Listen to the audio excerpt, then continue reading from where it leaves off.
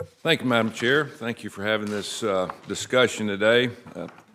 My former employee was one of the big land-grant universities, earliest ever, Auburn University, and also in Alabama we have Tuskegee University and Alabama A&M. So thank you for your hard work and looking out for our land-grant universities. Farm Bill is very, very important to my state and really all the states and for all the people who live in this country. I'm real concerned about our family farms, as Senator Booker was talking about earlier.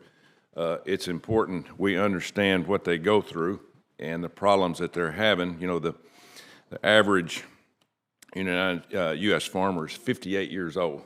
We have very few young people getting into it. And why would they do it when they can't make any money doing it? And we've got problems from fuel prices and the EPA looking over their shoulder and making it tougher every day. And things getting tougher, you know, doing away with fossil fuels. There's so much unknown that our farmers are getting ready to face. One thing I want to ask you about is the research. What are we doing through your department, through the ownership of our land to foreign countries? China, for instance, in the last 12 years has gone from 10,000 acres to 360,000 acres of farmland in our country that they're purchasing. I can understand why a lot of our farmers are selling out. In the South, we're selling out. Some of our farmers are selling out because of people moving to the South, you know, housing areas, home building, all those things, and they can make money doing it, but we have to save our family farms. But for some reason, we're selling more and more land to foreign entities. Are we doing any research into that?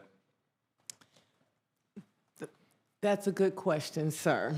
And I would love to follow up with the Economic Research Service and Office of the Chief Economist to determine if we do have some research in that space.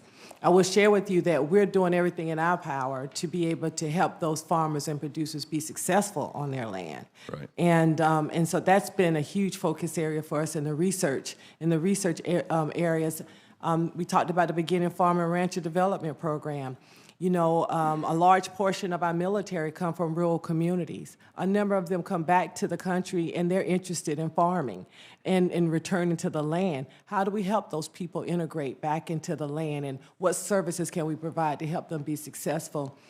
Investments in rural communities. How can we create communities where people want to live, where they can educate their children, where they can make a living? The Economic Research Service has shared with us that over 85% of farmers don't make their primary living on the farm. And so I can't imagine that, you know, we have a lot of work to do in this space to help those producers be economically viable. Yeah, I know being an ag school at Auburn, we have a lot of interest in it, but we have interest in more things like vet school and things like that, other than actually getting into the farming business. And we have to do something about it. We're not going to need a farm bill if we don't. Again, we have foreign entities coming in. Bill Gates is the largest farmland owner in the country, hundreds of thousands of acres. He owns most of the warehousing seeds in the country. And for one person to do that, there's got to be some kind of reason, you know, for that happening. So I just hope that we would keep our farmers in our prayers, because some of my best friends are in farming and they're just about to get out of it. If we don't come up with some answers for the cost and the availability of being able to do things easier, finding people to work on our farms, which right now is just, it's tough. I know people that own dealerships in terms of selling farm equipment. The supply chain is bad and getting worse. So you got your hands full, and we're going to have our hands full putting this farm bill together to make sure our farmers are able to make it through the next few years, because I think the next few years are going to be telling of where our farmers go and where our farming ends up, whether it's going to be foreign land or whether it's going to be domestic farmers. So thanks for your help. Thanks for your work. So I just want to quickly share, this is where innovation comes in.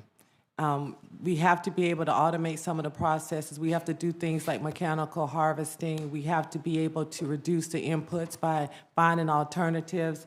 We just recently broke ground on a brand new facility on Auburn University campus for the ARS scientists. We're just very excited about some of the headway we're making in this space. We know how important research is to the region, and so we're just happy to be in partnership with Auburn and look forward to working with you. Well, thank you. And the one thing that I'm very concerned about in that area of innovation is our farmers are wondering about the equipment they're going to be using. It's going to be EV equipment. We're going to be, right now they burn diesel, they burn gas, and in the future is going to be, everything's up in the air. The cost is going to even get higher, and we can't have our costs going up for our farmers. Their margins are very small as they are. So we have a lot of decisions to make for our family farms.